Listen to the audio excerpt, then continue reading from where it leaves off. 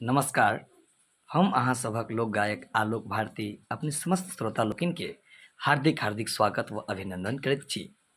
शीघ्र ही अहाँ सभक बीच एकटा पत्रकारिता के आधुनिक माध्यम से उपस्थित होबऽ जा रहल अछि, जेकर नाम होयत मिथिला स्कोप। उद्देश्य मिथिला स्कोप के माध्यम से समाजक अंतिम पाँति केर खबर समस्त मैथिल बंधु धरि पहुँचेबाक प्रयास अछि। हरेक ओ मुद्दा जे शोषित, वंचित, पीड़ितक लेल लाभदायक होयत आ हरेक मैथिल के निष्पक्ष खबर के माध्यम से आश बनत। तैं समस्त टीम के बहुत बहुत शुभकामना। नमस्कार। जय मिथिला।